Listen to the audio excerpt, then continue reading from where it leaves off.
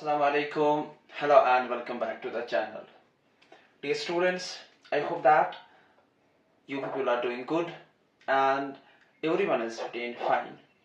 In the previous videos, we were discussing the life processes and the various topics from this particular chapter. I hope that कि आप लोगों ने वो सब अच्छे से समझा होगा. In the previous video, we discussed about the photosynthesis. That is the part from your autotrophic nutrition. थोड़ा revise करेंगे. In the previous video, we discussed the raw materials of the photosynthesis. We discussed the opening and the closing of the stomata in that particular video, and transport of the gases in that particular video. In this video, we are going to start your new part from the heterotrophic nutrition, that is the human digestive system. सबसे पहले आज हम introduction इसका पढ़ेंगे. What actually we have to learn, what actually we have to study. Human digestive system, सबसे पहले अगर हम इसको start करेंगे ना, तो हमें ये पता होना चाहिए why we have to read this. इसमें क्या है ऐसा जो हमें पढ़ना है. Starting with the concept of digestion, असल में जब हम digestion की बात करते हैं तो उस टाइम हमें ये पता होना चाहिए कि हम क्या पढ़ रहे हैं. Digestion क्या होती है पहले हम इसको देखेंगे. इससे पहले कि हमें क्या डाइजेस्ट करना है वो हम देखेंगे. चलो देखते हैं. सबसे पहले we have the food. Actually, when we talk about the nutrition, we talk about the intake of food at the first step. Nutrition को हम जब हम न्यूट्रिशन की बात करते हैं हम कहते हैं कि हम वहां पर फूड को इनटेक करते हैं. ठीक है. What actually is the food? These are organic और ऑर्गेनिक कंपाउंड्स. ठीक है. ये ऑर्गेनिक कंपाउंड्स होते. पिछले वीडियो में मैंने आपको बोला था कि what are organic compounds. These are the compounds that are obtained from the plants or the animals, are in particular the compounds having carbon is called is an organic compound, with exceptions carbon dioxide and the carbon monoxide. ठीक है. समझ में आ रही है आपको बात? थोड़ा मैं जल्दी बोल रहा हूँ so that कि हम अपने टॉपिक पर आ जाए. अगर हम फूड की बात करेंगे, what actually is the food? Food is an organic or inorganic molecule. Organic compound जो कहां से हमें मिलता है? That is actually provided us. कौन हमें देता है? Plant or an animal origin. ठीक है. So when we talk about the food, we talk about the inorganic compounds usually of plant and or animal origin. ये आपको याद रखना है. मतलब ये है कि जब कभी भी हम कोई फूड खाते हैं या तो वो प्लांट ओरिजिन होता है या तो वो एनिमल ओरिजिन होता है. सर जी इसका क्या मतलब है? फॉर एग्जांपल अगर हम मिल्क की बात करेंगे कहां से मिलता है? एनिमल से मिलता है. ठीक है. वेजिटेबल्स की बात करेंगे कहां से मिलता है? प्लांट से मिलता है. So we have different kinds of the food, like we have the carbohydrates, we have the fats, we have the proteins. अगर हम कार्बोहाइड्रेट्स की बात करेंगे, आपके राइस में कार्बोहाइड्रेट होता है. फैट्स की बात करेंगे आपके बटर में फैट होता है. एंड प्रोटीन्स की बात करेंगे मिल्क में प्रोटीन होता है. ठीक है. And we have vitamins and the minerals as well which are very much important in our food. समझ में आ रही है आपको बात? मेरे कहने का ये मतलब है कि जब कभी भी हम फूड की बात करते हैं हम बात करते हैं इस ऑर्गेनिक और उन मॉलिक्यूल्स के जो हमें मिलता है कहां से? प्लांट और एनिमल से. ठीक है. समझ में आ रही है आपको बात? अब देखो ये जो हमने फूड खाया इसको हमें क्या करना है? ऐसा क्या है जो हमें इस फूड के साथ करना है? ठीक है. खेलना है, कूदना है, क्या है? हमें इस फूड से क्या चाहिए? हमें इस फूड से ultimately we need the energy from the food. We need energy from the food. ठीक है. देखो यहां पर आपको ऐसा वैसा कॉन्सेप्ट नहीं मिलेगा जो आपको समझ में नहीं आएगा. ठीक है. आपको बायोलॉजी का मैं ऐसा कॉन्सेप्ट दूंगा जो आप उम्र भर याद रखोगे. ठीक है. जो आपका कॉन्सेप्ट बिल्ड करेगा. समझ में आ रही है आपको बात? इसलिए मैं उधर से इधर तक ये लेके आ रहा हूं. पहले मैं फूड पे जाऊंगा, फिर हम इस फूड को डाइजेस्ट करेंगे, देन कहां से किस मशीन में डाइजेस्ट करेंगे, that is the digestive system और द एलिमेंट्री कैनाल जो हम आगे पढ़ेंगे. ठीक है. इस फूड से हमने एनर्जी हासिल करनी है.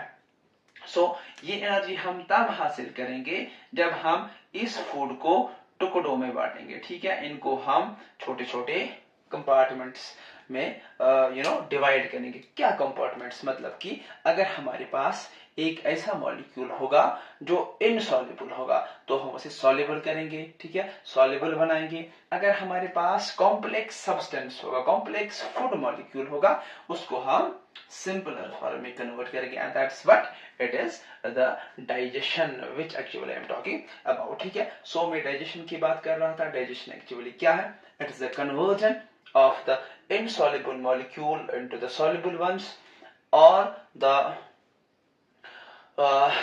conversion of complex molecules into the simpler ones. So this is the definition or the concept of digestion. That's why we have to read this. What we have to read this human digestive system.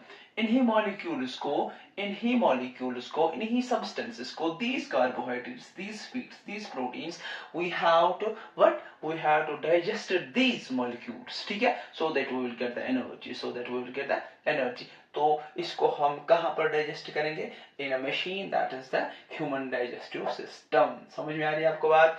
अब देखो हमारे पास ये जो human digestive system है, इसमें हमें क्या क्या पढ़ना है। पहले देखेंगे ये क्या काम करता है। ये जो मशीन है हमारी, ये क्या काम करेगी। आपके अंदर ये जो मशीन है, इसका क्या काम है, इसका क्या रोल है। The main function of the digestive system is what? Is actually the digestion, so that we will get at the end of the day energy। समझ में आ रही है आपको बात? अब देखो इस वाले डाइजेशन में हमें क्या करना है। ये जो डाइजेस्टिव सिस्टम होता है, ये पहले तो ये मैकेनिकल डाइजेशन करेगा। Sir ji what does it mean? Mechanical digestion का क्या मतलब है? For example we have teeth in our mouth, वहां पर क्या है? मैकेनिकल डाइजेशन होती है, ठीक है। इसी तरीके से churning in the stomach, that is the mechanical digestion in the stomach.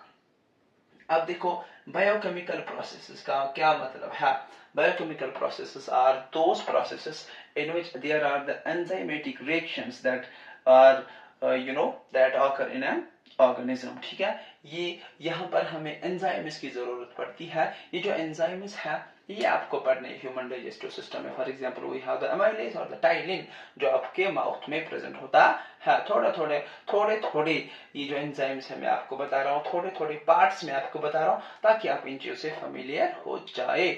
आ जाओ अब देखो ह्यूमन डाइजेस्टिव सिस्टम क्या करता है। पहली बात तो ये है कि ये डाइजेशन में मदद देता है with the help of some digestive glands, with the help of some digestive enzymes, and there is the mechanical as well as the biochemical processes that will help in the digestion। समझ में आ रही है आपको बात? अब देखो और एक काम जो ये करता है, that is it also absorbs the water। अगर आगे जाके मैं आपको बताऊंगा, in large intestine there is the absorption of water, that is very much important, and minerals को भी absorb करता है, and then the elimination of the material। Elimination of the materials का मतलब है जो भी वेस्ट मटेरियल एक ऑर्गेनिज्म में बनता है आफ्टर द डाइजेशन, तो उसको ये एलिमिनेट करता है, ठीक है। This is all about the functions of the human digestive system. अब देखो हमारे पास ये जो ह्यूमन डाइजेस्टिव सिस्टम है, इसमें हमें दो चीजें पढ़नी है। First one is the gastrointestinal tract, that is the alimentary canal my dear बच्चा। Then we have the associate glands. Gastrointestinal tract में हमारे पास क्या क्या आता है? सबसे पहले आपके पास माउथ है, देन फेरिंग्स है, लैरिंग्स है, देन ईसोफेगस है। देखो mouth, pharynx, लैरिंग्स, oesophagus, stomach, small intestine and the large intestine. ये जो है ना, these parts you have to learn these parts, ठीक है। थोड़ा आपको पढ़ना है अप टू योर लेवल, जो आपको मदद देगा आगे जाने में, ठीक है। Then we have the associated glands, like in the mouth we have the salivary gland, and in the देखो ये जो फूड पाइप होती है ना, और the esophagus, it's the only part in the alimentary canal, वहां पर कोई भी एंजाइमेटिक डाइजेशन नहीं होती है, ठीक है। बायोकेमिकल डाइजेशन वहां पर नहीं होती, याद आपको रखना है। Then we have the salivary gland, ठीक है, salivary gland or the thyroid present in the mouth। Then we have the gastric glands present in the stomach। Then we have the pancreatic gland, ठीक है। Then we have the liver, and the bile as well, which is present in the gallbladder. These are some glands, associated glands जो हमें पढ़ने हैं. फिर से एक बार, in the gastrointestinal tract we have the mouth, we have the pharynx, larynx, we have the esophagus and stomach.